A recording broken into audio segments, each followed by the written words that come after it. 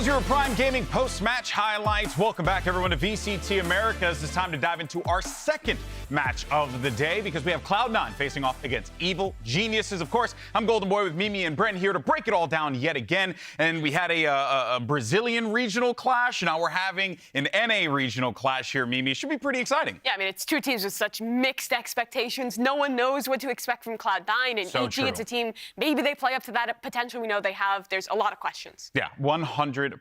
And, you know, let's go ahead and start this off with Cloud9. Let's take a deep dive there, right? And look, guys, I'm sorry. I can't do this. What? I'm sorry. I'm trying to focus, but we all have to talk about the elephant in the room. What are you talking about? What elephant? You don't see the elephant in the room? It's right there. What? You don't see it? What are you talking about? Look, there's an elephant right there. Show it. Oh, yeah? Why is... I guess there is. What is he doing here? Hey, Elephant, do you mind, like, leaving? Because you're kind of distracting us here, buddy. I would love to leave, but I can't unless I read this short statement. Okay. As soon as I finish, I'm gone. Is that cool? Sure. Yeah, I guess. If we have to, I guess. Sure. On February 18th, Cloud9 was eliminated by DRX in the second round of lock-in. On March 1st, Cloud9 announced that Ye was released from the team because of role issues. On March 10th, Cloud9 announced Vanity was also leaving the team because of role issues. On March 27th, Cloud9 released a movie trailer announcing that their Tier 2 players, Rooney and Jake, joined the roster. That's it. I can go now. Great. How did he get in here? Thanks, Elephant. Appreciate it. You know, we got off on the wrong foot, though, but honestly... Is that just normal to you? I'm going to say, though, I really like that guy. He seems all right. Yeah, he's up your alley, I think. Don't cry that it's over, Golden Boy. Smile because it happened. Wait, is there just an elephant there? All right, well, let's go ahead and move on. We're going to talk about Cloud9 and their new additions. The pressure, of course, are going to be on Jake as well as Rooney. They're making their debut today, and we have addressed the elephant in the room. So now let's go ahead and talk about this team. Brent, I know you have been in the VOD dungeon, finding as much film as you can on these two guys. Yeah, I was just trying to think of anything, honestly, because as well, I think for a lot of people watching, there's a lot of unknowns coming into this, obviously. A lot of criticism leveled at Cloud9 in general, obviously dropping Ye as a player and Vanity, and the expectations were so high. You know, we were coming into, I think, the Americas League expecting Cloud9 to be that super team status, but they've got Rooney and Jake, which is two players coming from like the Tier 2, Tier 3 scene kind of respectively, filling in those gaps. Massive shoes to fill, arguably, some would say almost impossible to fill as well, but I think it's going to be quite interesting.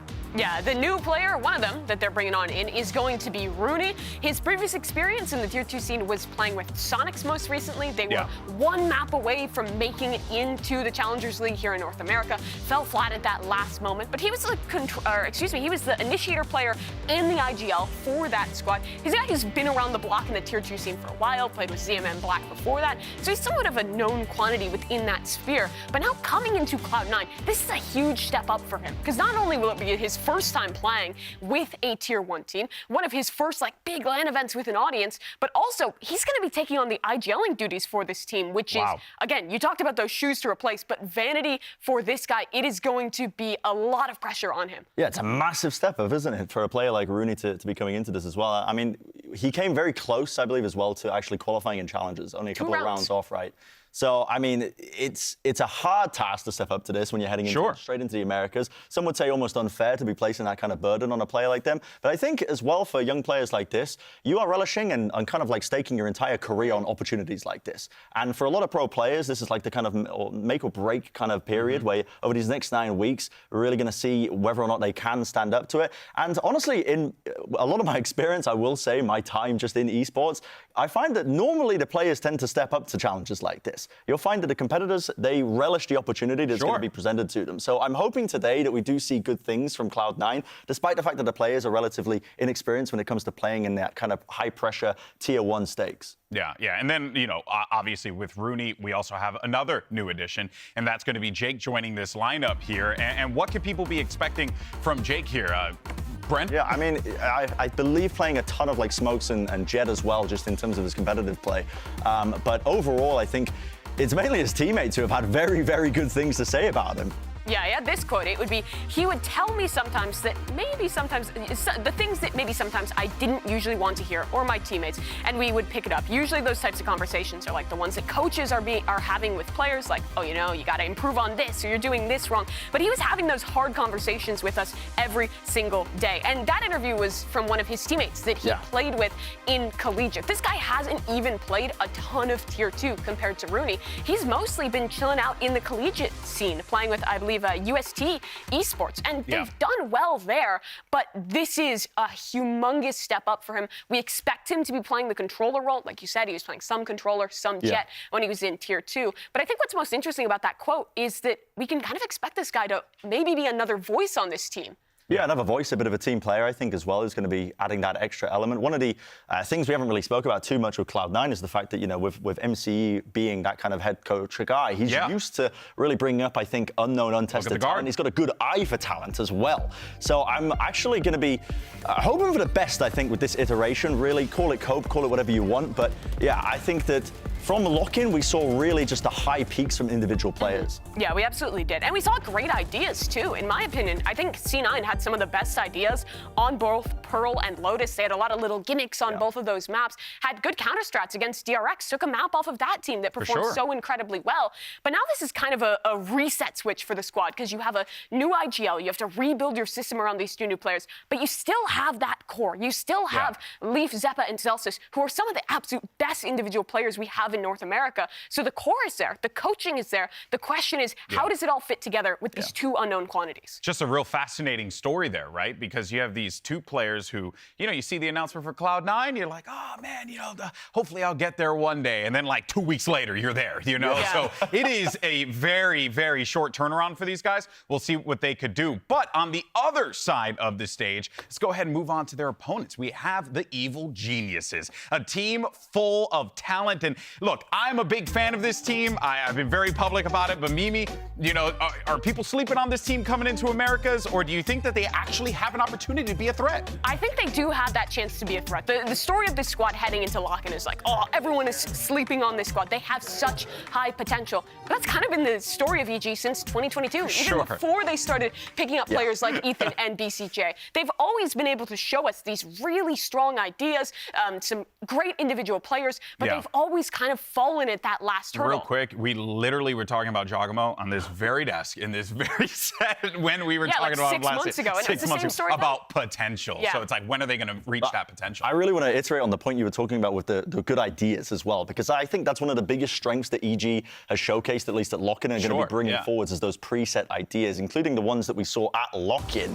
In particular as well, they ended up bringing out this Euro composition. It was a very cute play, small pieces of util combo together, but it was just, again, like the Euro TP, a Euro Flash, and a Prowler just all coupled together to try and take these B halls controls. There was a lot more that they were doing on Pearl on top of it, but what it spoke to me about was, I think it just showcased that EG, they come into this with a ton of preparation, and that is going to be their bread and butter to win a lot of these games. The thing that I want to see over these next 9 weeks, and including this match here, is an ability to adapt a little bit better to when people throw a heavy hitter at you, because in that exact same series, Kellogg's was dropping, I think, 20 kills in the first half, and he was that heavy hitter, and they managed to come back from that. Listen, they shut him down, and they concocted a good game plan to try and break past that, but I think for teams like that are so determined to just play around preset strategy, we saw it from 100 Thieves back in the day as well, about a year ago, when they were too heavy in that direction. Sometimes you need to be able to adapt and have that extra element to be able to have that independence in the mid-rounds and things like that. So that's what I'm going to be looking for. Yeah, and I think we did see that kind of, that punishment happen at lock-in as well. The second series they played, the one they inevitably got eliminated in, was versus Talon. And there they started off showing the same things, some really good ideas, players like Judgmo popping off early, but then Talon started to pull a couple big eco rounds, and they started having some of their individuals really pop off, got a few good ideas, and it started slipping, and EG never managed to stop that slit. You can see the reactions from the players. They were starting to get heartbroken. This momentum was building against them, and the game slipped away. And again, this is what happened with the squad back in 2022. We saw the great ideas, we saw the potential, and when the game came where they needed to get this win to push it over to the next line, they fell flat and they let things slip away. So these 9 weeks in Americas is going to be about proving that it's not just the great ideas. It's not just the preparation. It's the ability to adapt and keep that mental strong when the games get really hard. Yeah, and the games are going to get difficult, right? Because for Cloud9, you have two absolute tanks on that side in Leaf and Zeppa, right, Brent? That they could be difference makers in a series. If I'm correct, I think Leaf was like one of the top fraggers coming out of Sao Paulo. Yeah, Zeppa as well. I mean, these guys are phenomenal players from top to bottom. And I think this is one of the reasons why I still think you can't doubt Cloud9 even now when they've made these changes. You know, as much as you will disagree with them, because I think, listen, when you drop the best player of 2022, there's going to be criticism leveled at you. But honestly, the players that they've got left were so good at lock-in that I feel like that player quality, that player skill on an individual basis might be enough to just drag them forwards in matches like EG when they're going up against some of these tables that are going to be punching in the mid-table like they've got here today. Yeah, and again, I want to kind of harken back to the Guard, the previous squad that MC was coaching. No one cared about Net. No one cared about Valen. No one knew who the hell those guys were until they got on that team, until they had the leadership around them to mold them into the players that they became, eventually making an international event. And now we have to see if MC can replicate that with this team, with these players, because the potential is there. And that's really the case for both of these teams. But for EG, what I'm looking at in this matchup is the prep work is going to be really hard. We don't know what this Cloud9 roster is going to do. I'm sure they don't. There's so many questions where it has to be that adaptability if they're to win today. Yeah, and you're going to need that if you want to try and catch some of these more, heavy-duty fraggers off guard here, right? As we were talking about Leaf and Zeppelin. Continuing to put spotlight, though, we did talk about him before. And Giacomo from EG, as we go over to the other side of the stage again. Let's continue to harp on this guy here because, limitless talent, in my opinion, right? This kid can go very far. Yeah, and if you've been listening up to this point, you might be, thinking that, okay, well, everything we've been saying points towards EG not having those heavy hitters that can really just fight back against they do. The guys who are popping off. But Giacomo is that guy. I mean, listen, he is him in a lot of these instances. He is a heavy hitter. It's just building on that previous point that you were talking about, Mimi, where these next 9 weeks are about building up that experience in those really tight moments where the matches get really rough. And that's where they've been slipping in the past. We've seen that consistency throughout earlier series from players like Giacomo, from players as well like Boostio. But I think that we just need to see that proved here over these next 9 weeks in the Americas. Yeah, even when they were losing at lock-in, Giacomo was still popping off as an individual. So we can expect big things out of him regardless today. Yeah, it will be an exquisite series to watch for sure. But guys, we're going to take a quick pause for the cause, excuse me. And we'll be right back with a short break. Don't go anywhere. EG Cloud9 on the other side.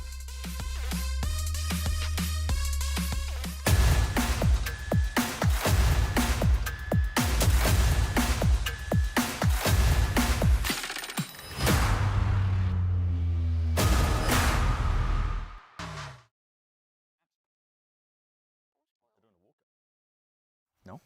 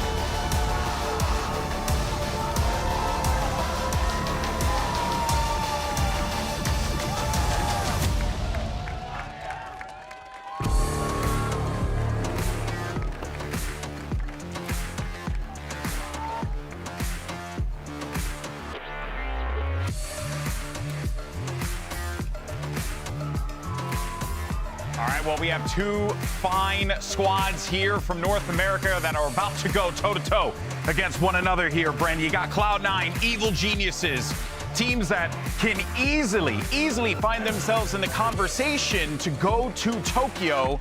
The question remains, Can they manage to pull it together throughout this split? Yeah, I mean, that's a difficult ask, isn't it, as well? I think only 3 slots available to go to that Masters Tokyo event, and it's going to be hotly contested throughout these 9 weeks. But one point that I really wanted to touch on, I think, in this matchup here itself is that Evil Geniuses, I think, are quite used to themselves being the underdogs against teams. And this time, listen, if Cloud9 didn't make any changes, then they might still be the underdogs in this case. But the tides have changed a little bit here with the 2 new additions. And they are sticking around that huddle. You can see that MC, everyone getting this team ready to go because this is a big step for those 2 new players, both Rooney and Jake, stepping on to an international stage for the first time.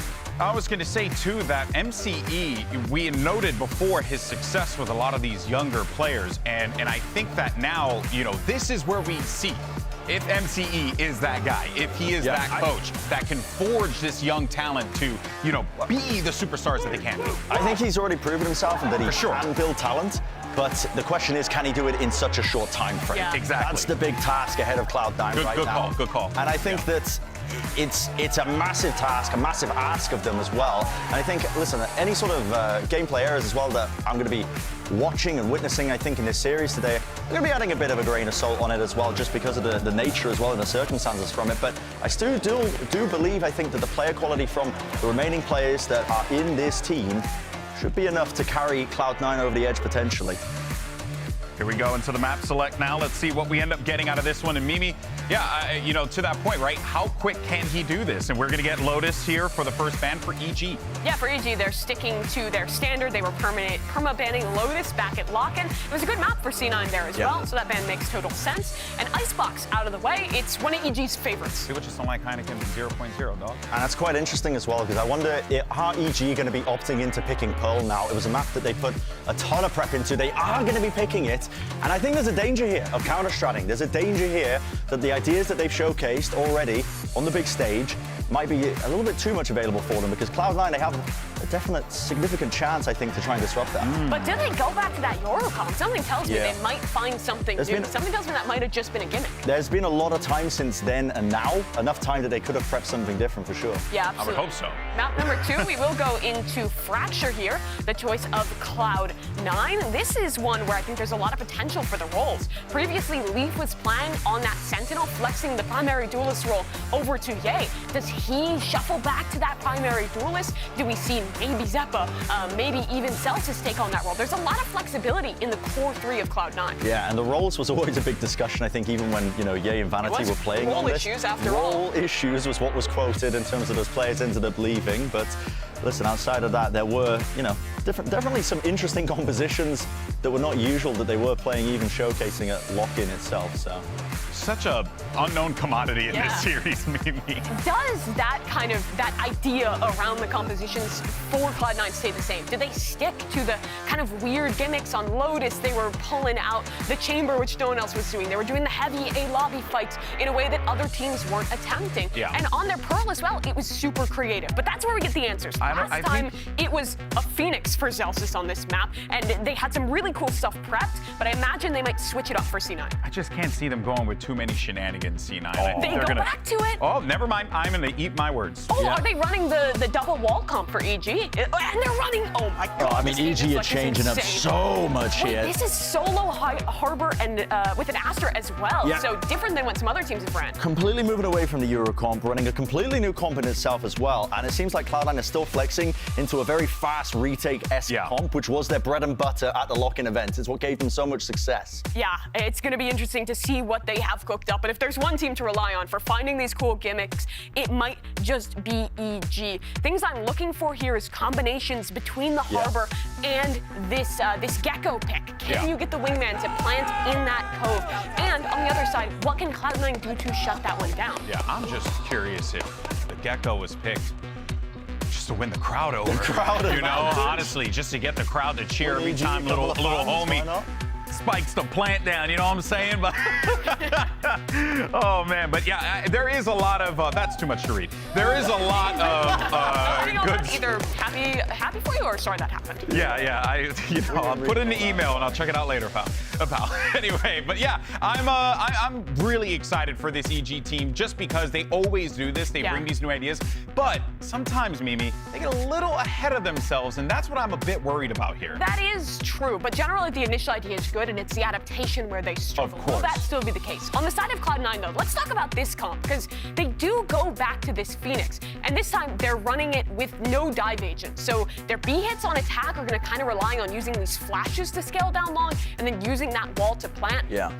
The thing that I really liked, though, about Cloud9 when they were running this Phoenix was how there was such a lack of hesitancy with their retakes, with their flashes, and just how proactive they were being at fighting fast and hard. Because when they've got the Sky and the Phoenix as well, Zelsis and Zephyr are playing these very comfortable agents for them. And at that point, they're just relying on the trading, the fundamentals, just trying to play off of each other and the raw aim as well, making sure that it's purely comfort. Listen, don't overcomplicate the game plan. I think that's going to be an important thing that Cloud9 need to go into with this. Yeah, and for those two new players, for Jake, it will be that Astra, a comfortable role for him. He was playing the controller in his previous teams. It's what we expected him to play. But it seems like Rooney is going to be flexing around a little bit. I was wondering, were these compositions that they're pulling out, like this Phoenix on Pearl, something that was Vanity's idea, or was it something that was more MCE or the rest of the team's idea? And it seems like it is more kind of the core's idea. They're sticking with some of that identity despite the new IGL, despite the changes. That's going to be interesting to see how it affects actually his kind of calling as well, assuming that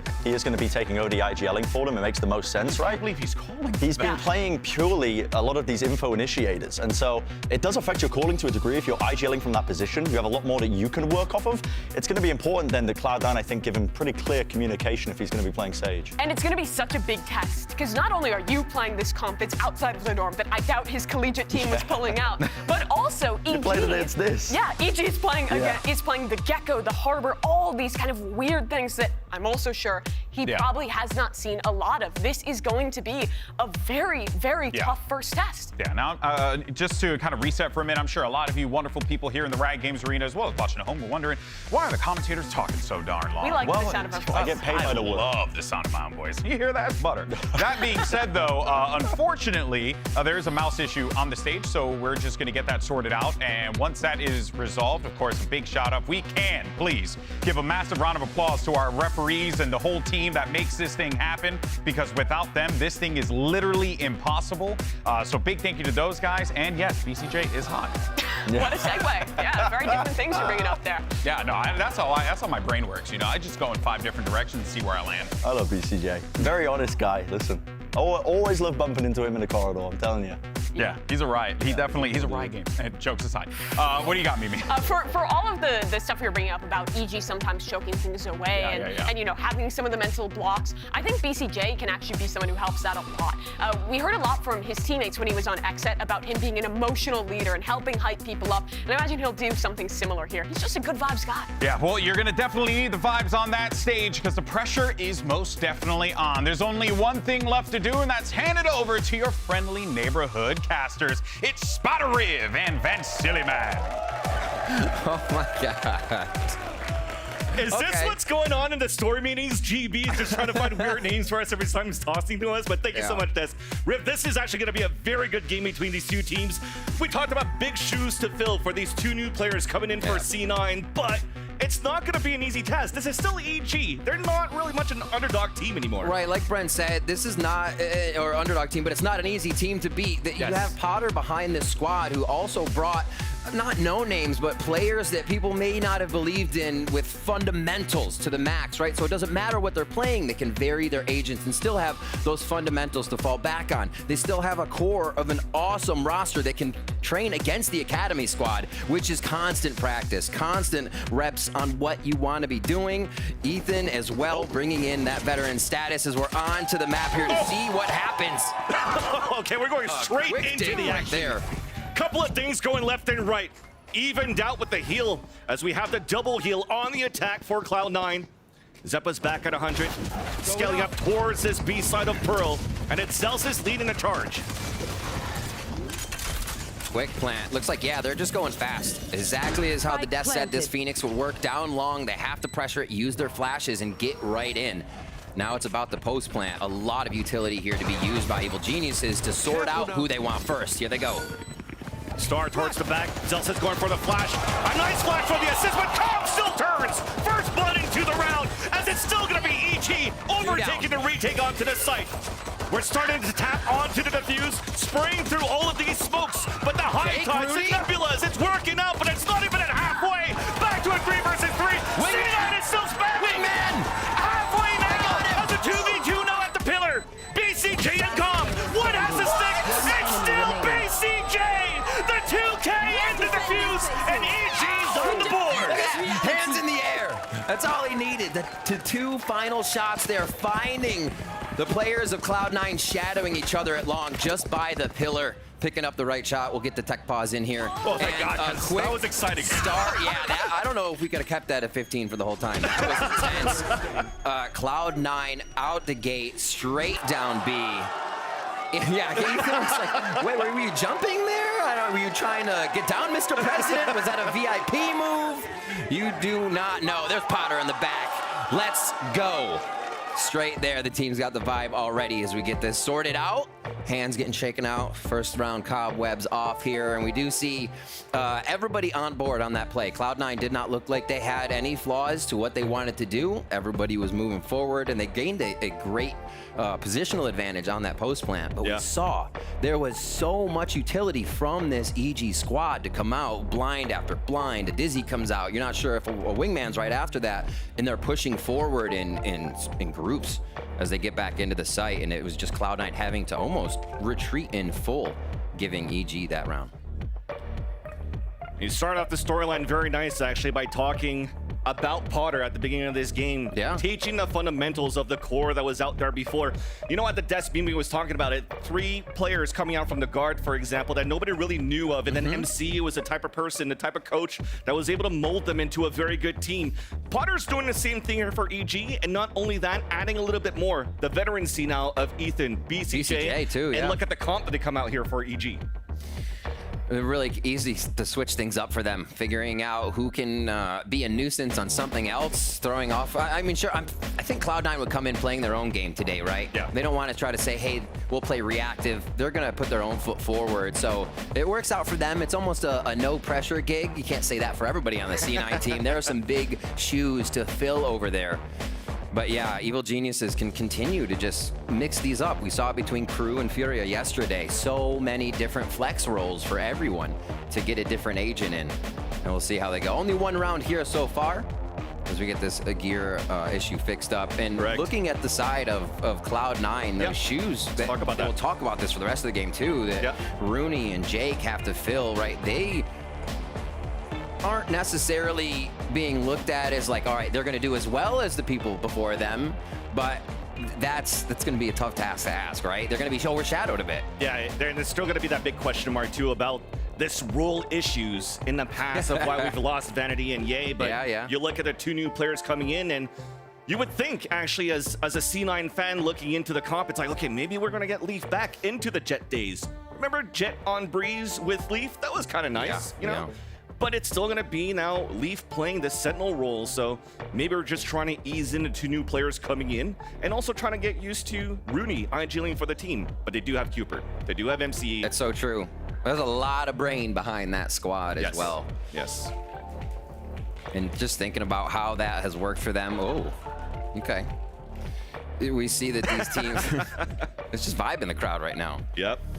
We see that these teams come out first week, right? You want that Gecko. They're going to try to show teams that EG can play Gecko. So you almost want to show some flavor. You almost want to show everybody that you're not afraid to reach the meta or breach the meta and take it to that next level. I think EG is one of those teams we can look at to make that happen with how versatile they are. Again, we draw your memory back to the academy team that they can continuously practice against and get these reps to say, no, that's something we don't want or do, and figure out who is actually flexing on the correct roles. It's been incredible what Potter has done with the squad, and it's not just Potter, it's obviously the players inside the map as well, in the game, making it happen.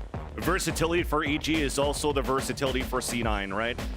Jakey, Jake, Big Bean, as some people in the crowd and online would love to call Jakey as well, has also had that experience as a duelist. in the collegiate days. So when you're looking at this roster as a whole and already seeing Rooney moving away from like a Silver role to a Sage into this map on Pearl, then you're starting to see that there's more steps into the plans of what you're trying to build together with C9 into the long run. Yeah. But of course, all this news came as a surprise for these two players coming in, the two players that they replaced. So there's very high expectations going into this first matchup between these two teams, but more so the expectation very high for Cloud9. Yeah, it looks like everybody's comfortable. That's what matters, right? And they definitely look comfortable in these Secretlab chairs, right? I want to lay down in one of those too. It is comfortable, indeed. You need a quick rest. And maybe a tech pause or something, you may say. I don't know, we see a lot of C9 fans, some EG fans, rivalry between friends too. Love that. Oh, man. On and off the stage. And this is kind of a temperature check for Cloud9 overall. Yes. Right? And just a general temp check to see where the team is at, what they've been cooking up with this squad and how it's going to work. We've talked about Rooney and Jake, where they've come from and how much veteran status they have behind them, right? There is a bit of pressure there to be like, all right, there's 3 players on this team with some international success and status. You know, playing against that, it's gonna weigh on your shoulders. But I think those members of Cloud9 are welcoming with open arms too, and trying to make that as easy as possible. Well, folks, it looks like we're going to have to hold our breath and be a little bit more patient before we can actually see more wingman plays coming out from EG or overall in the VCT Americas. We're going to have to take a short break, and once we resolve the issues, we'll have the continuation between Cloud9 and EG.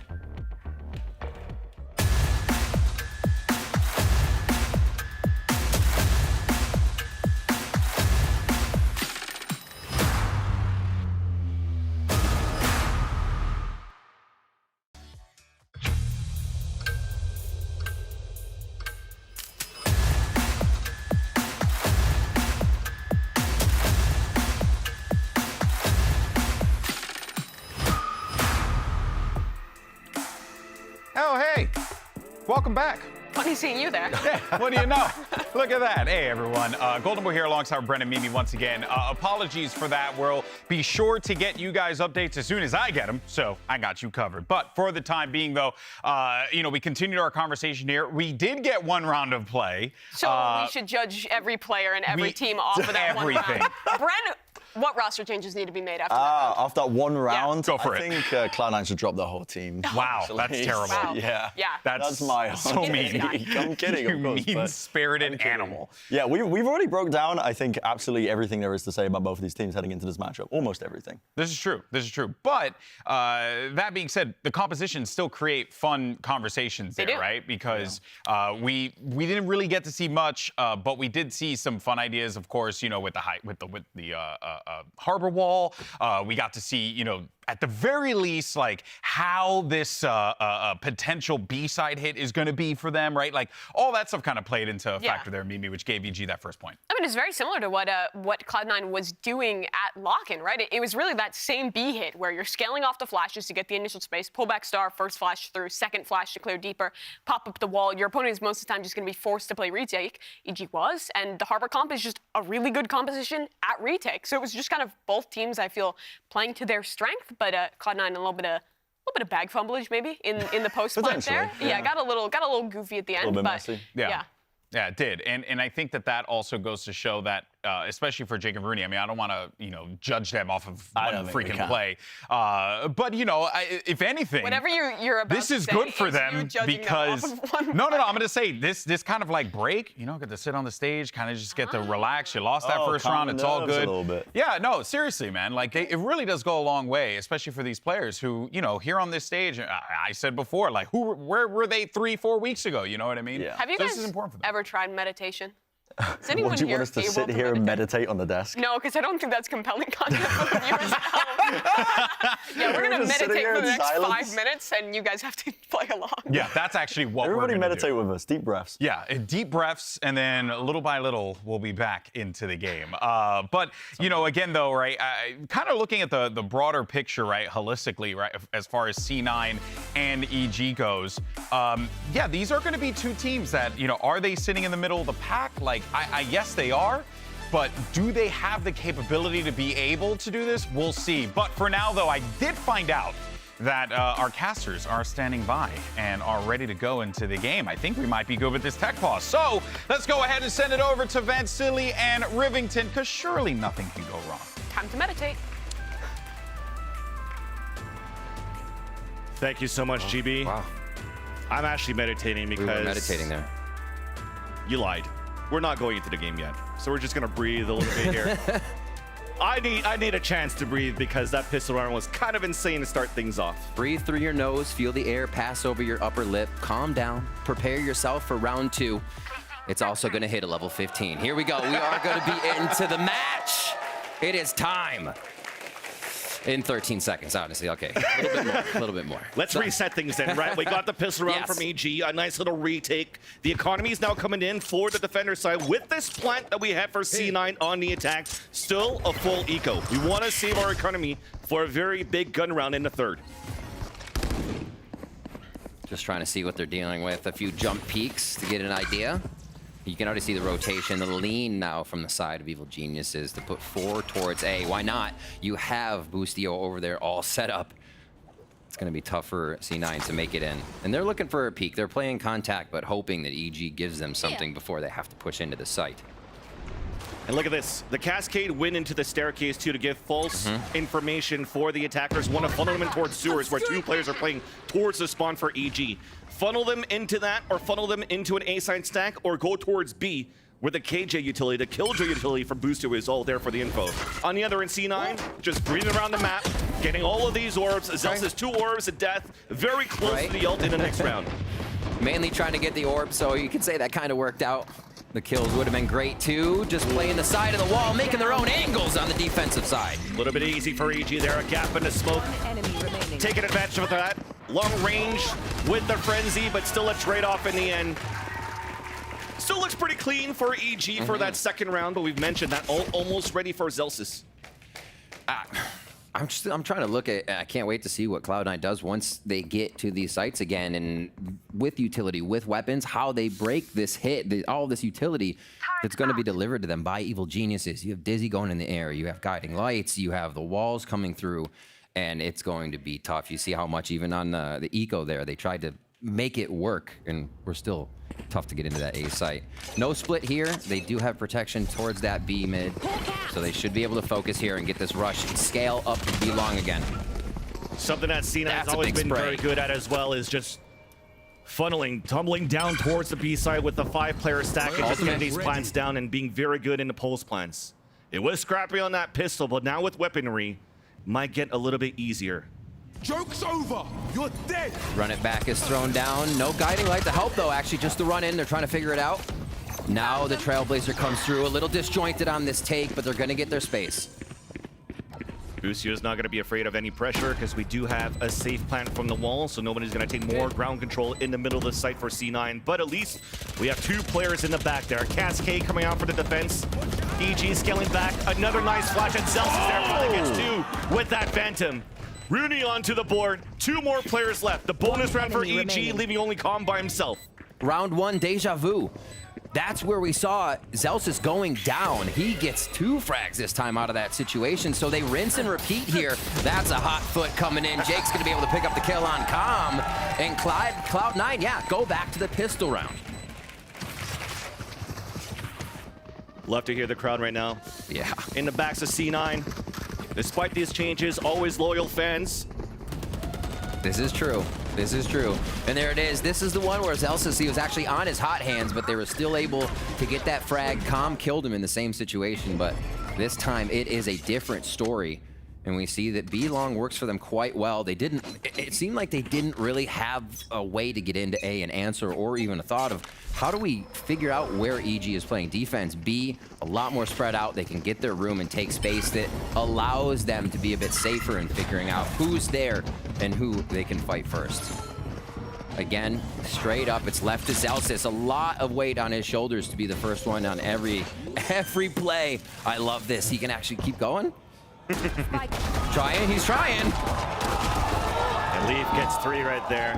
Tried to go for the fundamentals that we talked about for EG. Yes, lower weaponry, but moving as a group. You salvage 1 Vandal behind, but you lose Eliza 3. So a great hold for Leaf in the end towards middle at Plaza. Zelsis going for the jump peaks towards the B-Link, but this is looking good enough for C9 to capitalize on the round. Of course, an eco that we saw coming out of EG. And what were doing at the beginning of the round was trying to get the orb for themselves. Ethan with that right click will have the Seekers ready into the next round. But for the rest, it's still going to be a round coming in for C9, tying up this game 2-2. Nice last frag there. And we see Zelsis on a just go forward. It's like, if you get kills, great. If you go down, great. You're getting ult orbs. Yeah. He's almost on ult again. I think he's 1 away. So he'll have ult on this round if they want to go ahead and grab it. 2 away. So yeah, he gets 1, maybe something else, and there again with that ultimate that they've been prioritizing his orbs for. Nice play by Leaf here to catch 3 on the rotation. He's been actually staying back with that KJ util mostly on the B long situation, so this time he goes all the way across towards mid where we haven't seen Cloud9 put too much defense, so EG walks in thinking it's a bit of a safe area and finds out it's different. Cloud9 timeout here. They resort. They're doing good. They had those last few. And see, maybe just wants to say, keep this head on. This is what they're doing, that overhead look. It's a very interesting timeout that comes out of Cloud9, though, after 2 rounds that they picked up. Yeah. Haven't really figured out through these rounds how EG is really setting up the defense. It's very basic so far. As we've seen, that Killjoy, the 4-player stack towards A, common positioning that we see on defense on Pearl usually. So I'm interested. I'm intrigued to see what C9 wants to pull out of this. Is it falling off the back of the other ultimates that they currently have? Take advantage, pay attention to what the defenders have, as you've mentioned, EG. Have those Seekers, have other ults for Oh my god, there's so much, right? Yeah. Especially they get Thrash to come up. We have not seen the full util unload coming out here, and Cloud9's been pushing before that happens. They know it's going to get a little tougher, so they're using this time accordingly to just smash the site. And I love the little Sage tech for Zelsis there to get up on the wall, play a different situation. They're playing towards the same thought each time, but altering the way it happens. And throwing EG off guard these last few rounds and see if they set up. They are actually setting up towards A this time. And your flank's going to be watched by Jake. Usually with the team, that flank's been left up to Leaf, so they're varying the way and what EG sees now on the takes. And the alarm button is actually more forwarded towards the A site. May indicate that they want to go for a lockdown towards A for C9. Thinking otherwise, potentially waiting for the Nebula to count down a little bit more before Leaf could activate that on the ground. But for the rest, no activation going around the map. It's just a patient game. I mean, with the switch up of how C9's organized themselves, you got to look at EG2. Boostio has now set up all the way across the map, just in kind of that divider between his utility circles, keeping everything active. You should run. Slow down, Zels. Goes for a switch up. Says, give me that Zed. Mosh Pit comes out for the slow. One after the other. Nice denial on that entry for the lockdown. And we answer back for the defenders with 2 ults. Yeah. A Boomerang coming out for the Thrash. The Seekers out too, just to see where C9, was it a fake or not? Now confirmed towards the A site. 40 seconds left on the clock. The lurk also from Jake is moving back towards the A site. And after this high tide, the bloodbath is coming. Joggamo with 1 to start off, and they're going to start popping out of the woodwork here, Van Silly. Wall has been broken, the plant and the res. Fighting right away. The second time here that Thrash comes out. And EG are coming for the retake. The late lurk is coming very soon as Rudy pushes in, works out onto Boostio. Player advantage still for EG. The defuse is being stuck. Man! And Jake runs through, but it's not gonna work. BCJ with the kill, and EG gets the defuse.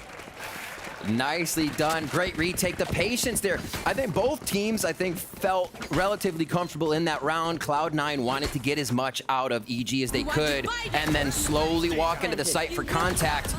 At that point, they're hoping maybe a few members have backed up, right? They're playing a little bit more defensive. They don't want to get taken out in a one and done, but you still have 2 members of EG there and the backup from a Gecko from Thrash. Literally not leaving their positions. Didn't allow C9 really to set up a post plant and just dismantled everything after the spike went down. We get both teams in each other's head here for the moment. We go back to B long. However, Operator in the hands of Rooney. Let's see if we can put up some frags here as we get the heal on, and Zelsis does have that run it back. That's the interesting thing. Operator, but spike on his back. Ult available for Zelsis. Is this going to be at some point, give him the spike, try to plant, or try to find the space so that the wall plant could come through? And we juggle around that spike. Oh, That's right in the height spot. That's basically where you see Zelsis, where that Mosh is looking to land. Great peek out from the guiding light. Mosh into the front to prevent now C9 from moving forward. And that is drilled by EG. Very nice play to flash through towards the high tide and deny any type of pushes that comes out from long B from C9. But Big Bean onto the flank, spotted by the Trailblazer. A flash as he turns away, but still not enough. Gets full blinded. The assist comes out, and Calm gets the kill on the operator, and EG leads by 2. Drilled. That's the word there. The double peak. They were almost both wide swings, using the entirety of the width of that long B area, and so hard to actually create the 1v1 for the opponent in that situation. So EG coming out firing, confidence behind each other, and Cloud9 could not answer on that. It was a good rotation around we saw coming from Jake. It just, I think that just how fast EG acted on B long really messed that strat up for C9. And now that operator is on Boostio. Yeah. We know he could use it, already been holding B. Now he goes back to it again after switching his utility for a round. Takes out Jake immediately. No smokes for the side of Cloud9 here. Only thing that's left, it's going to be the Blaze Wall. Yep. Half by coming in for C9. A hero rifle for Zeppa. So we're indicating and inching forward towards Art for an eventual split towards the A site. Calm now spotted, going for the Mosh so that nobody pushes forward and tries to gang up on him, but still funnels C9 into the A site where there's a double crossfire setup. Wall instantly broken, but the plant might still be coming into fruition for C9. A beautiful flash out from Zelsis. BCJ still wins the fight for 2.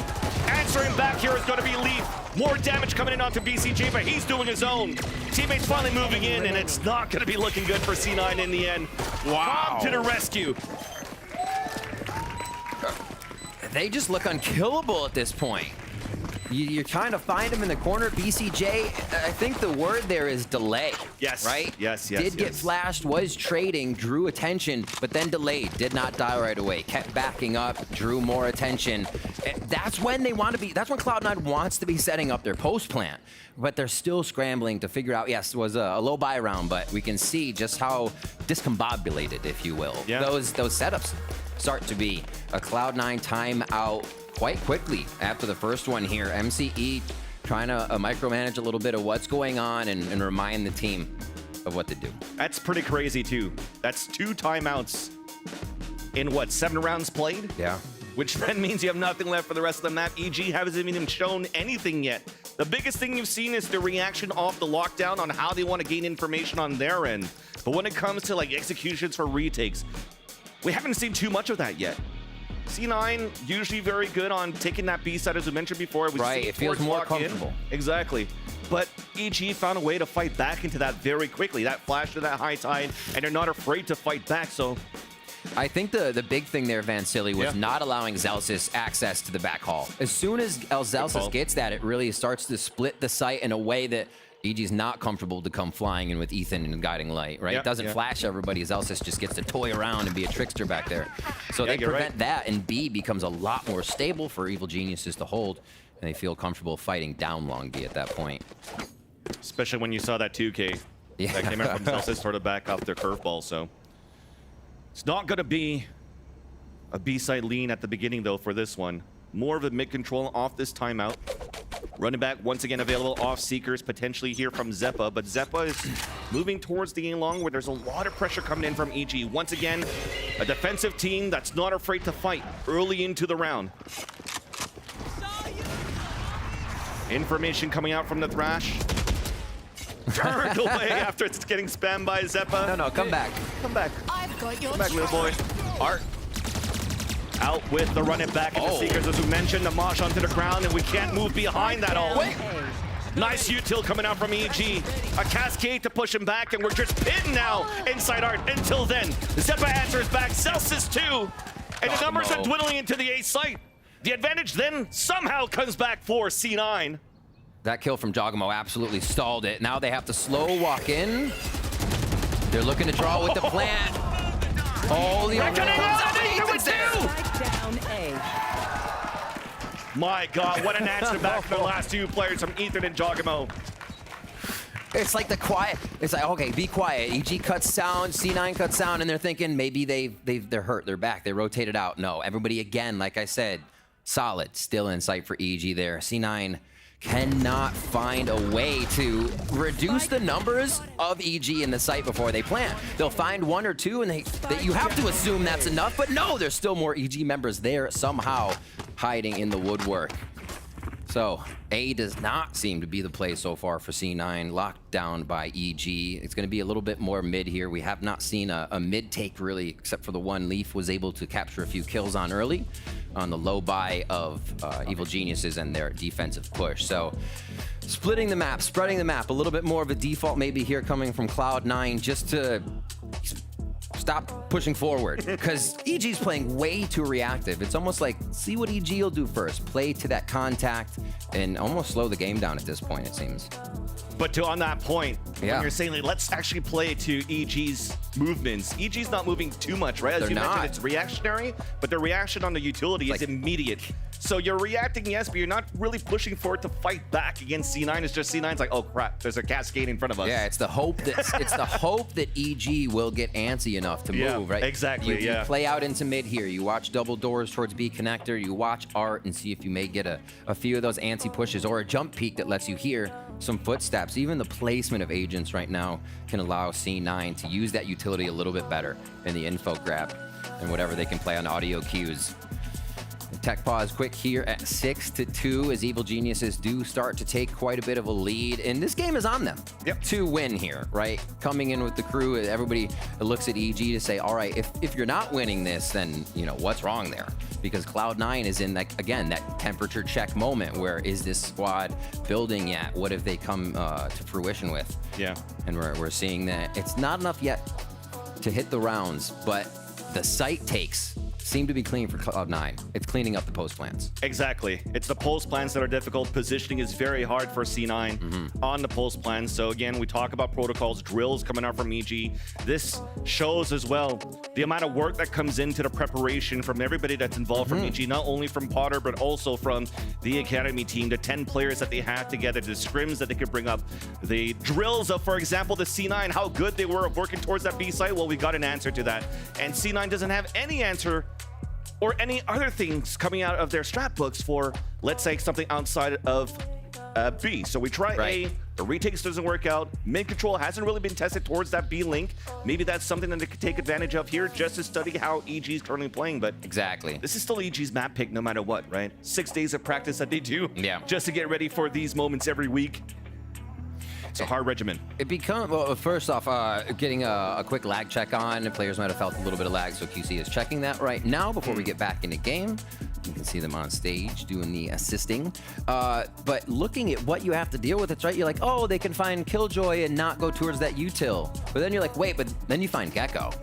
And that's, is that better? Is that worse? You know, it's still really tough. Dizzy goes in the air, Wingman comes out, and everything you want to do is halted for a quick moment, right? It's like the Sage slow. You just have to stop. You have to respect this utility. So it is super tough for C9 to Cloud9 to find a site that won't be doing a bunch of damage to them before they go in, especially as we said on Zelsis, who has been yards in front of the team, and that's not because they're not backing up, because he's going forward to promote that first frag, and the team is still behind him. Let's take a moment and talk about that Gecko, actually, because let's do it. When we actually started the VCT Americas yesterday, we didn't have any Gecko picks. We're like, oh crap, we're gonna fall behind. Are we trying not to be at the forefront of bringing out a Gecko in that? We've seen it already in the Pacifics. Na'Vi been using it towards the EMEA. Yes, they maybe had a low percentage win for Gecko picks overall, but it depends how teams are kind of really using this Gecko.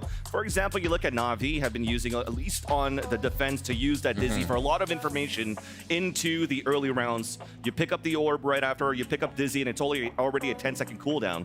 On defense, you see Na'Vi using it a little bit more reactionary too for that info, but for EG in this example, so far what I've seen from Com is using more towards the mosh pit, right? Trying to make sure that nobody's pushing aggressively. No with lineups. Exactly. No packs coming out of C9, which allows then for EG to really set up for these retakes and really break that momentum and that timing that C9's currently trying to do to take these sites. There's also different flavors you're seeing still with Gecko. You can't have gotten everything yet. We hear the players say that. It's like, oh, maybe if someone plays it, if they've had enough time to play it. Well, we're already seeing lineups here from Com. So there's definitely some hours put into this agent. And we'll have to see the combos that he can still provide. You look at the guiding lights and the dizzies together, you're not getting out of that situation. It's tough. We are back in. Everything is solved as we hit round number 9 here. Art is the place. They do a little bit more of the mid work, but this is something we've seen a look from Cloud9 already. Do they go back up? They do. So we hear the Dizzy being thrown in the air for information towards long. The Trailblazers are coming out from the attack, though, so indication that there's players towards this middle area of the map. Trying to push towards the spawn. Zelsis, that's the point. With support from behind. Jogimo almost got spotted on that one, but he gets the info. Huge flash and a double swing through, but still did the damage onto Jake. Phantom now picked up, and there's only one player inside this B site, and it's going to be Busio with this lockdown. EG has seen Cloud9 come from the front door every time, but not the backside. And this is going to be right around through their own spawn. Beautifully played there. Just walking right through the defensive Evil Geniuses. And the Raz also available. Oh no! Trying to go for the bait, but Ethan then comes in to let out the read. At the same time, Zelsis was healing up towards the back hall. Seekers to spot the last 3 players, all set up on a close plant long range. Jakey hit by one of the Seekers and just trying to hide it off. But good luck here to Leaf only with this stinger. And it's going to be the wingman just running on top, going for the defuse. It's so good. And the wingman will get it. I love that he sits there. He's like, get off it, man. Give it to me at half. He just looks so agitated. But he's happy. He gets the defuse. Wingman in there. Crowd's happy. Everyone is smiling, especially Ethan here. A read on the wall break. As soon as the wall was forming, snaps it. That's mid-res for the side of Cloud9, and a perfect play there for Ethan. There's Jogamo on your screen. Fist left, right, as the team congratulates another round win. 7-2 here for EG. Alts are coming back online for a few. See where Zelsis is, as that has been a big priority for Cloud9 to grab the alt orbs. And now they will slow it down. We expected this. A little bit more of a default to start, but they will gather in mid almost right away. The default was just to kind of put out initial utility and give EG some audio cues that C9's all over the map. Found a little bit of hope, though, towards this pressure on Art. Already calmed down to 36 HP. Still an opportunity to fight towards Ivy and rotate back to B site. C9 was able to split that defense setup, but not until Zelsis gets the first kill into the round. The heal up by Zeppa. We're going to cut noise because the high tide just came out. Reactionary once again from EG. Trailblazing out to find the information on Rooney at A main. More delays coming through. Here comes a flash out. Zelsis entering in, but stopped by Jogimo. This is so tough. But the util comes out, and unfortunately a TK. Zeppa burns from Leaf's Nanoswarm. Spike is now down, picked up. BCJ looking for the wall bang. He will get it to Jake. Rooney, LMS, last man standing with the spike. Booking it over towards the B side on 2v1 with the self-heal. Once again, another beautiful hold by EG. They are every time able to stall out what Cloud9 wants to do. We'll get to it here as this round is still going to play out. Rooney's trying to push up to get the 1v1 if he can. And now backs up, didn't find it right away. Oh, that's going to be tough. Add insult to injury. But you got to feel good. Thanks for the solo lockdown, right? Yeah. Well, a lot was invested into this. I think that would have actually capped him. Well, that's one of those enemy spotted. Still ends up two with the Red Bull clutch. Absolutely amazing stuff from Rooney when he is called upon. Answers. Double kill to clutch that round, makes the right call to head to the other site and makes that clutch look easy, Vans. Didn't even seem pressured. No over swings with the aim right to his targets. That's confidence. That's huge confidence across the rest of the team, too. Big plays, big moves coming out from the captain, the latest IGL for C9. And they don't want to relent right away. Run it back, already canceled by Joggo. Marksman on the ground with the gravity well, and EG fights right back. Spike now down. Orb being picked up as well by Com. And it's up to Leaf for the heroic plays with Jakey.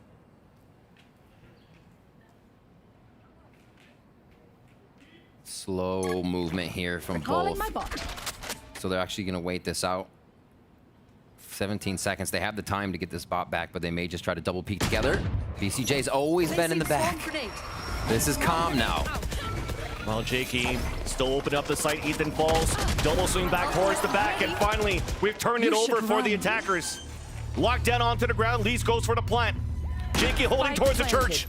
Spots one with the turret coming up. VCJ gets the wall back to Leaf. Now it's up to Jakey, but it's not going to happen. Bucio moves in. Lockdown gets broken. And EG answers right back. Tough to have that set up. There's so many entrances there for EG to come in, especially when you know the KJ's planted. The lockdown has to be in one spot and protected. That solo floater in the site is likely to be found 1v1, right? So again, that post plant just becomes so tough. One of the things I noticed here during Cloud9's rounds is a lot of the time EG gets so many frags in sight that aren't traded from Cloud9. They've had a flank really far off. We see that Jake would be running back on the Astra from mid when the exec is happening. Maybe bring the flank in a little closer. EG is not rotating through the middle of the map. They're not lurking to flank. Like, they're not getting themselves around the backside. So I'd say bring Jake in a little bit more so you can have a full squad hitting the site, but obviously watch the flank as you need to. We'll see on this last round if they can capitalize. 8-4, still looking pretty good if Cloud9 can get it. We talked about it here, Riv. Bring Jakey with you. And the flank watcher is going to have to be Leaf this time on that Killjoy. Thrash coming out. Oh, no. Are we coming in for knife kills? Because that actually locked down 3 to Tame. What a Thrash. And again, this one just happened too quick for the flank to get there, right? We saw that again.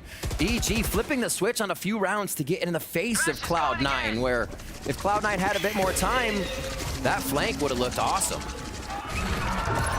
Oh, the pushback here.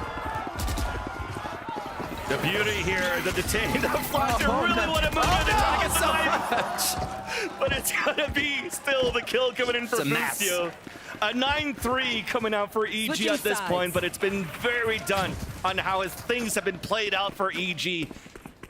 It seems as though, yes, we're trying so many different things coming out here from C9, but that Thrash, 2 times he could use it into the round.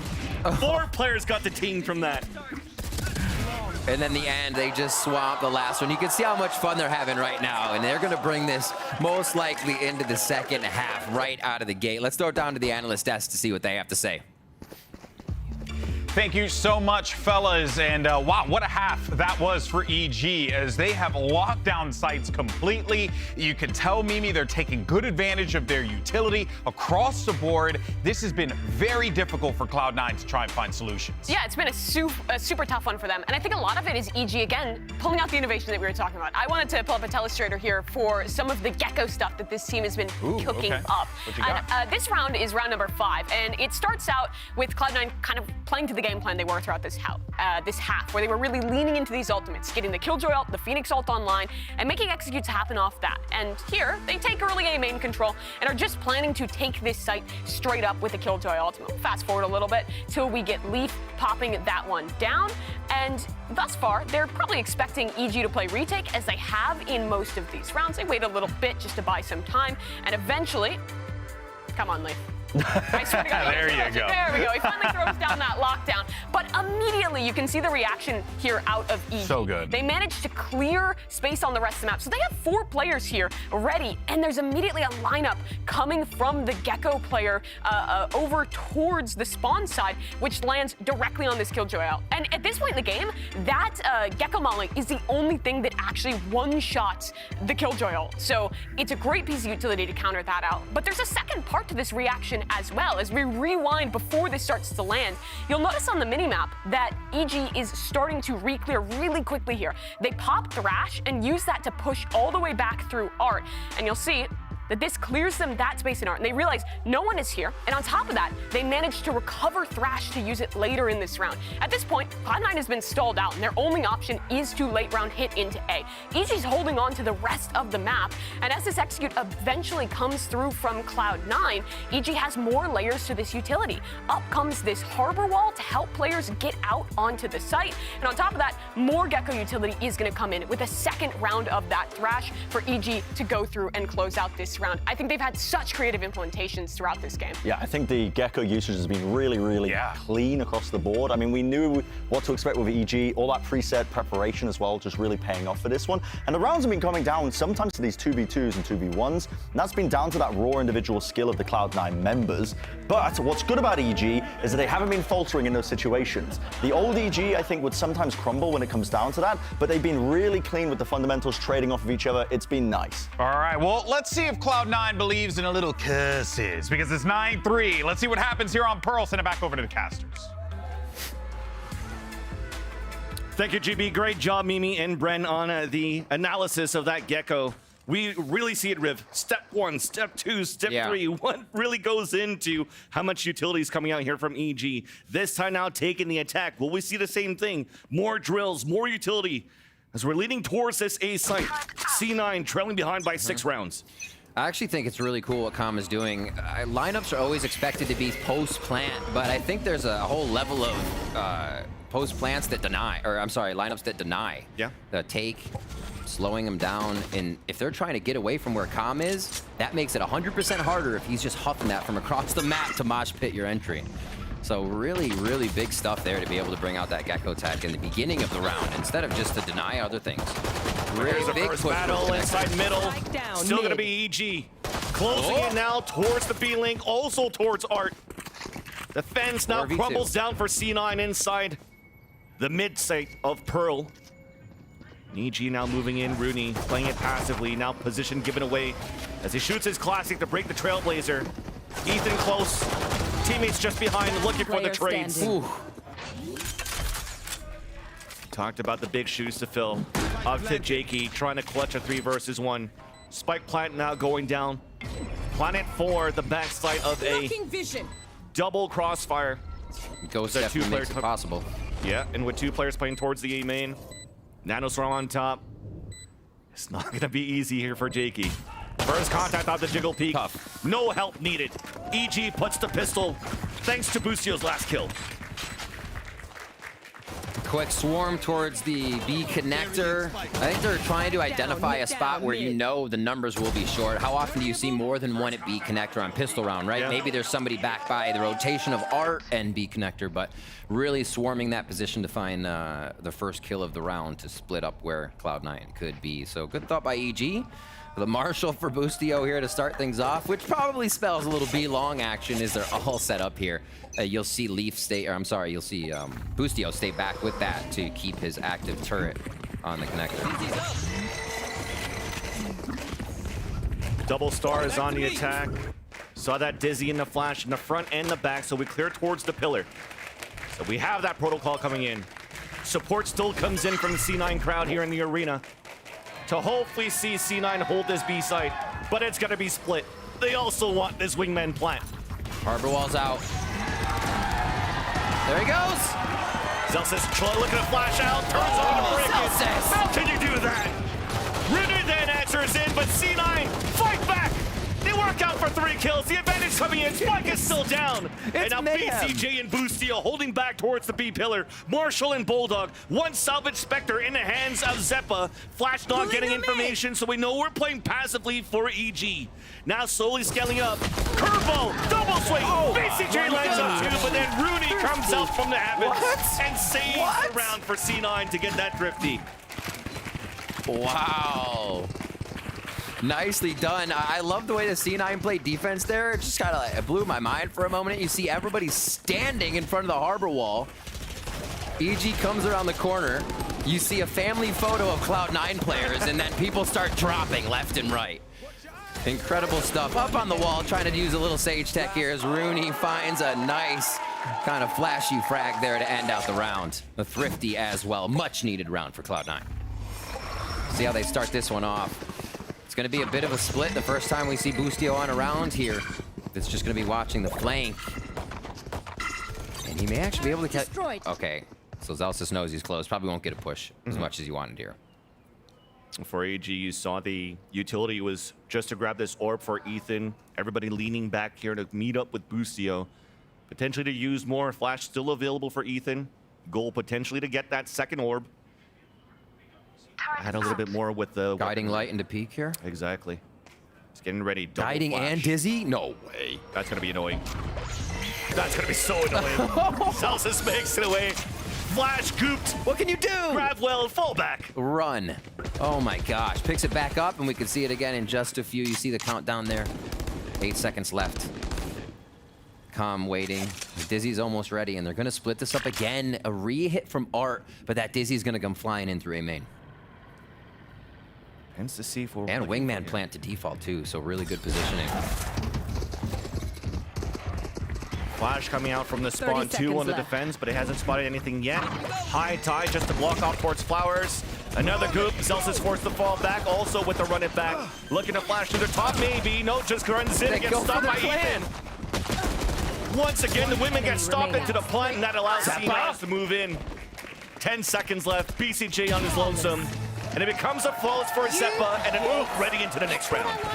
Cloud9 shut that strat down in its tracks. Looked cool from the way EG was setting it up.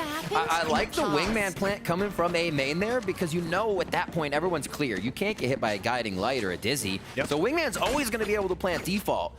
Whether or not they will stay alive after, Cloud9 had something to say about that. Beautiful retake, and we've been kind of looking for that team cooperation, that synergy from C9. We get a little flavor of it there as they bring this into round 16. Let's see that ultimate ready for Zeppa, so they can stop EG or find EG if this round goes too long and they're worried about what site may be getting hit. Dismiss Star on the quick push with Cascade. It looks like they're just using this to take that space. Yep. Continuing in the same conditioning now for EG. Small change with the Cascade moving up, though.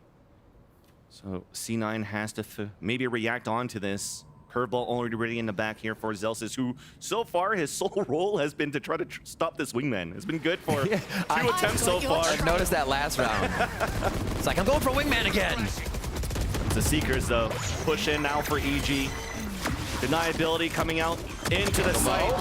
And a nice backstab to Jogamo. Through the high tide, connects onto a second, finally stopped by Leaf. But the counterattack from the Seekers on the defense, allowing Leaf to open things up towards the B site. Tap onto the spike. Everybody playing pulse plants, long range, and Leaf connects. An exchange back and forth, and it's up to Calm. Jump spot, trying to get this tap through. Halfway, forced to reload. But it looks like the defuse is going to come in for Cloud9. Oh, the pings to the right, the defuse to the left. Nicely done. A quick smoke there to stop them out. He says their bullets tickle. And Cloud9 able to defend another one there. Picking up these rounds. They have a few left each time, so they're able to grow some of that economy. It's not hurting as much if everybody were to go down. We see those games sometimes just be a slugfest. So this means it's playing in favor of C9 to have a few members alive, drop some weapons if necessary, and have these plays click. Here we go. We'll see what they can continue. 10-6.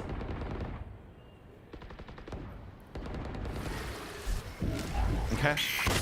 Just trying to make sure we could break this alarm bot. Dizzy coming out too. But then Leaf was playing with the surprise attack. The high tide with a little gap, and it's taken advantage of on the defense. And that's a player advantage, and the alarm bot still stays up on top of that. Big win for C9 to start off the round.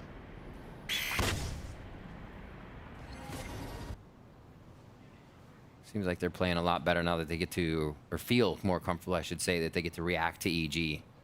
Making EG have that first step, and C9 is just there all the time. Celsius, we saw an attack. He went to that back hall. On defense, he's from that back hall. We get to play towards top. Anybody playing to try and get some suppressing fire, and here's Celsius once again. Starts it off on BCJ. Has to reload, and it's going to be Celsius still moving in to help the wingman get stopped. Lockdown also preventing from the attackers to move in for EG. Spike now down out in the open. The lurk doesn't work out towards the B-Link. Watched over by Leaf. Joggernaut trying to fight back. A second flash. Fully blinded as the high tide comes down. A perfect hole for C9. Even better. Less members going down. Capitalizing on a very nice round here. And EG's map starting to slip a little bit. This pick of Pearl. Cloud9 finding their footing here. EG will call their first time out. Remember, Cloud9 used these timeouts very quick. MCE wanted to strategize and kind of let the team know what was happening. This will be Evil Genius's first time out here as Powder chats with the team to reset and kind of again, that overhead view. Here's what we're doing wrong. Here's what I'm seeing. Start doing this. Lay the smack down. I like this, though. Maybe MC calling these early timeouts in the first half just shows that Cloud9 were just very comfortable to play the defense, right? Yeah. Try to muster up as many rounds as you could on the attack just because we have the foundations of what we need to do, the game plan. Stop that wingman from planning from EG on the second half when EG takes the attack. If you're looking at it from EG's side, they've been counting on that a lot. Wingman to plant in, play far back. Nobody really adding pressure into the back halls like Zelsis did when they took the attack for C9. So I think this timeout for EG, try to counteract on that. Be a little bit more proactive moving into the site. Use that util to keep C9 back from the retake. Watch out for Zelsis going for wingman. Oh yeah, 100%. I love. I kind of love the attention he's been given to that. Some of the rounds he's just flying through, especially if he has the ultimate on. That's the only focus that he has. Otherwise, he's like, I'll get an alt point, but I'll stop the plant. It's kind of the role right now, and you know what? It is working very well. It's very peaceful. Just kind of. I like it. Digging the white noise. Going back to the meditation here called by Mimi. The meditation, right. A little bit of meditation here. After the timeout, we breathe, give a woosah, and we're back into the match. This 4-1 split once again from EG. C9 focusing a lot of that Killjoy defense utility over towards B once again. They've just felt the aggression of Evil Geniuses on that side of the map, and they find Boostio this time. Yep. Lurk plays, trying to punish somebody, trying to grab the orb, potentially even Zelsis earlier on there. Gets punished right away. Stingers for 3 players. Staying free for Boostio. Player that they lost there towards the A main was not somebody with anything stronger than a pistol. Once again, just trying to make sure this time that we clear towards that corner. So yeah, we have the lineup for those. It's just gonna be Ethan. Flash ready in a couple of seconds. Everybody moving back towards this B site. We might even overwhelm with the amount of ults that we have with the Stingers. Is that going to be the play here for EG? It's got to be teamwork, right? We haven't even mentioned it yet, but they don't have a duelist on the side of EG, so everything has to happen synergized as a team. No one's jumping into sight. It's Wingman, right? You help Wingman and then you defend. So having this means everyone goes in together. It takes more cooperation, and here's the take on to beat for Evil Geniuses. Wingman then coming in for a plan for as long, and you see it. We're playing closer inside the site. There's Calm with the kill on the lead. But Jakey still goes for the spray. The wingman down, and also Calm falls. Now we're spraying across from the spot side, and it's going to be Celsius that drops the spike carrier. Ethan on the third attempt with the tap, but Jakey with the gap still gets the kill. 10 seconds left, but it's not even needed here for C9 as they stop the clock right away to add another round and put 8 onto the board. A few whiffies there at the end.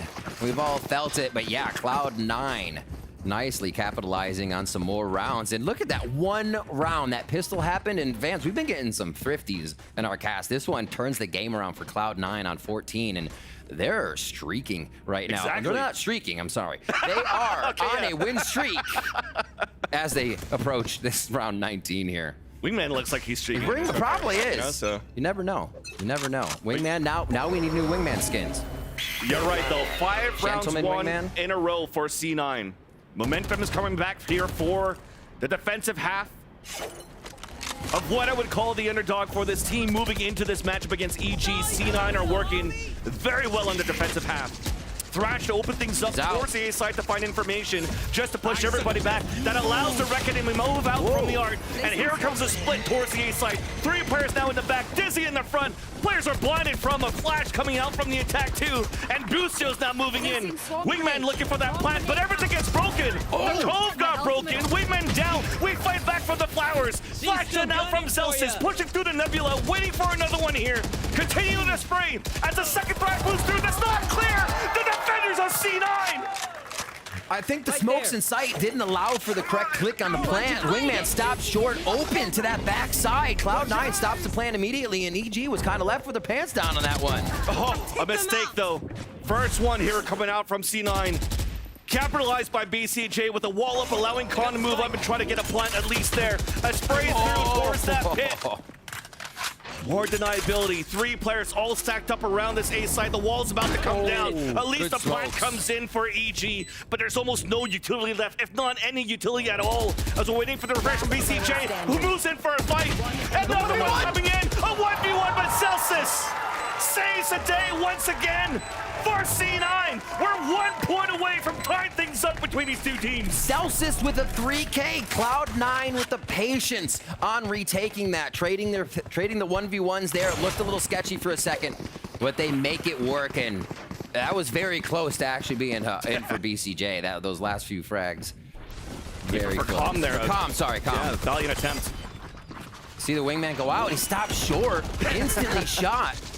And that's right. If we were saying before, if you're in the site and wingman can push to default, it has to be spammed, right? And which is a possibility, but much harder for Cloud9 to have taken it out if it did default plant. Things got a little mixed up there, and Cloud9 took great advantage of it.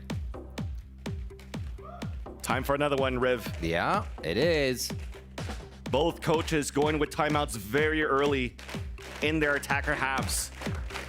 And Potter trying to figure things out here for EG as the clappers continue to come out for the support for Cloud9. Don't let them hear the strats. Keep clapping. Potter and MCE on your screen.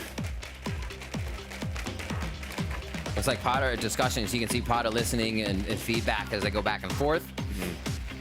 MCE giving out that info as well. It's pivotal time as well. We talked about MCEs in the beginning to get ahead of whatever was happening here. Potter's trying to kind of figure out what's plaguing the team, even maybe in this sense. Not a mental reset, but get information from the squad. How are they feeling in game is also super important to figure out which direction they may need to go in. So timeouts can have such a big effect here. And we know Potter to have some pretty effective timeouts for the squad. When EG takes timeouts, you do see their games turn around.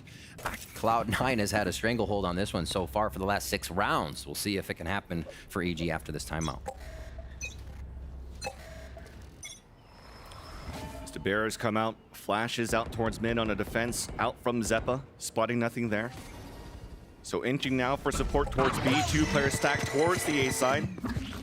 Celsius looking to counteract forward timing off this curveball.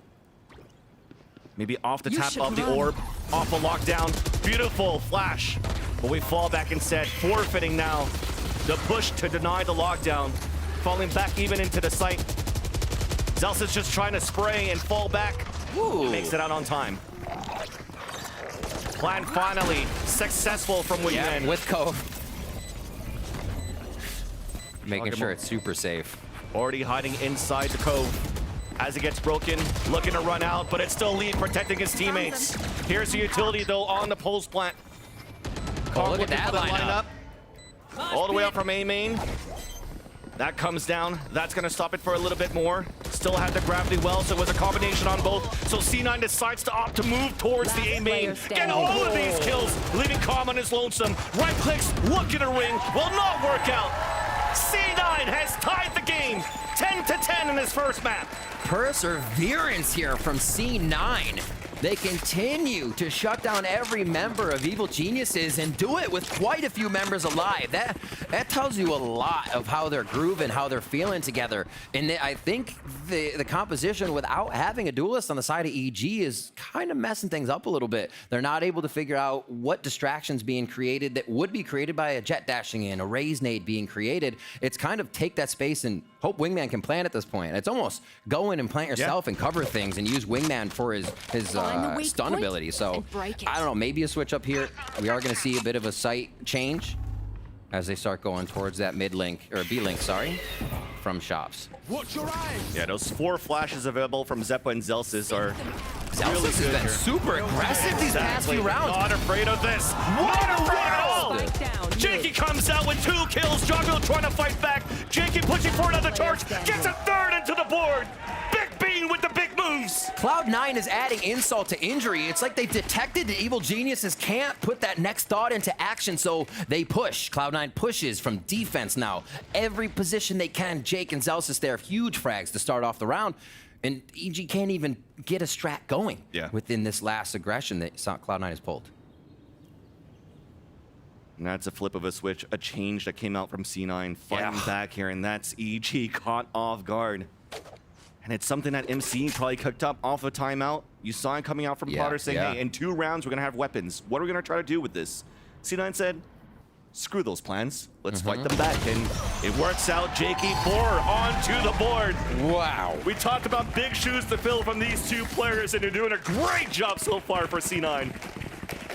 Let's see the money on the board. It is not good. A lot of times in a game, you'll see this flow for Cloud9 right now, but in a round where you can identify that your opponent will be money reset, you sometimes see that aggression, the round taken that hard, right? You haven't been doing it, you haven't been setting the precedent.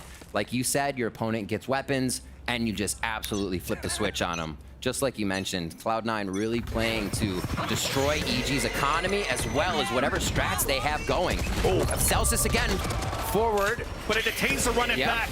Got to run it back to Tane. So huge actually grab there if they can't get it back. You see it from EG's end, really trying to move in and try to pick it back up. Here comes the Seekers out. Oh, and a nice spray from Zeppa through a couple of smokes. It's still denying EG from moving in inside this A site. Celsius. My gosh. Phantom sprays on LAN. Zeppa answering back onto BCJ. And this half-by stingers that are coming out does not work out for EG. Word. How many rounds so far have we won in a row here for C9 to put them at map point? An absolute shutdown of rounds. What do we have, 9? Yep. 9 straight rounds. So flip the script and make EG wonder what even happened on this map. Their pick, we've said multiple times here, and it is supposed to be their win, the team that really has the pressure on them. Cloud9's just vibing right now. They come in with a roster, the temperature check, and on fire right now. On fire. One more round could be taking the lead, or the win here for Pearl. And again, Celsius right to Art to play a little bit aggressive. And that point distribution for C9, really even. And this is smart play by Jake, right? You get one of the younger players brought into the roster, could be kind of tense on the stage, absolutely flowing with the team.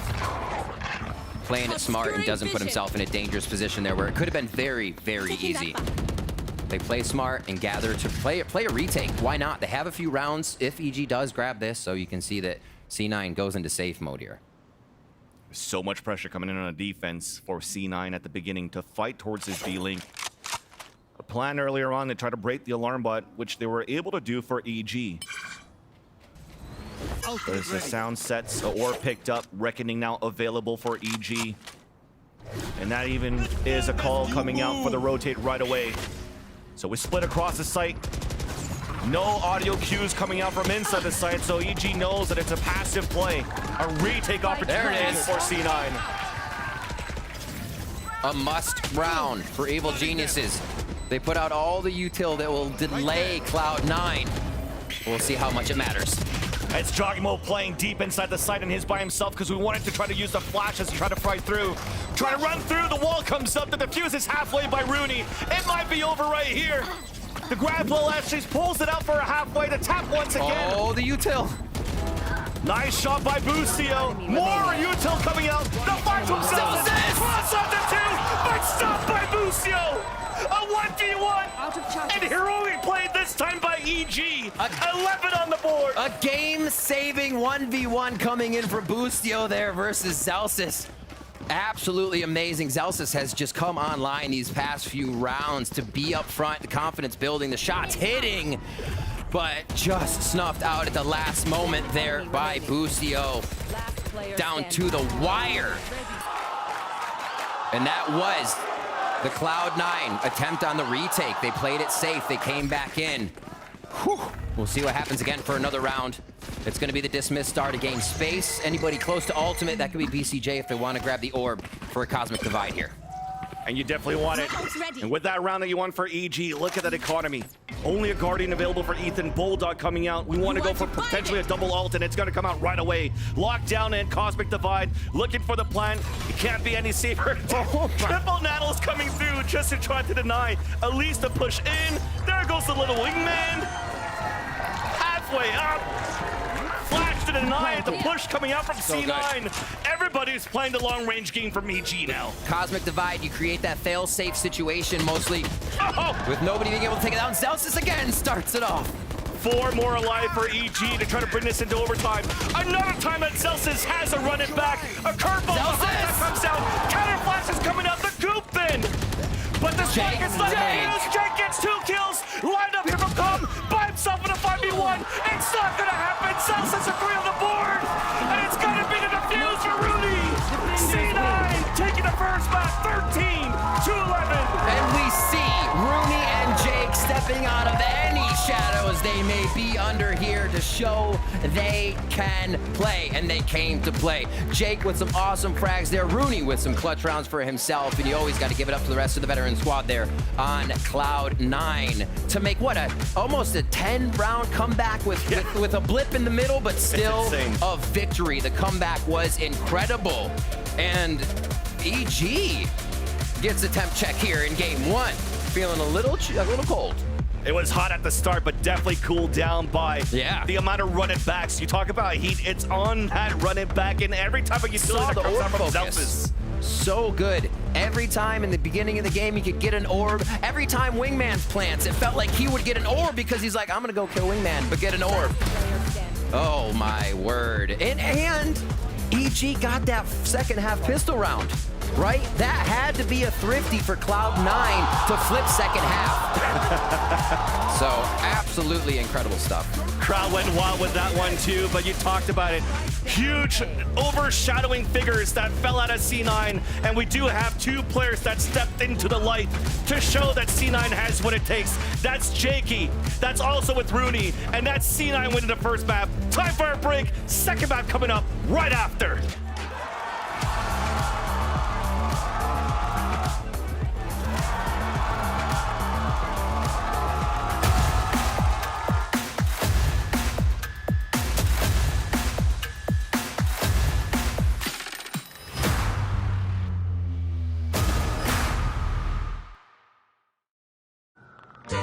Stop me, 'cause I'm having a good time, having a good time. A racing car passing by like Lady Godiva. I'm gonna go, there's no stopping me.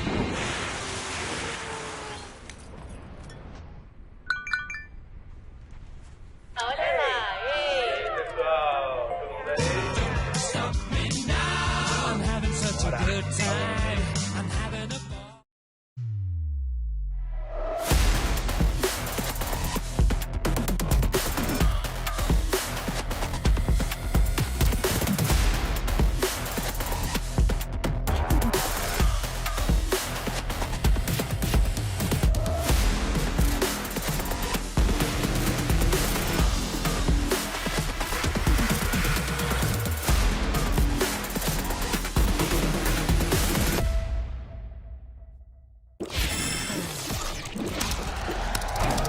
Red Bull gives you wings.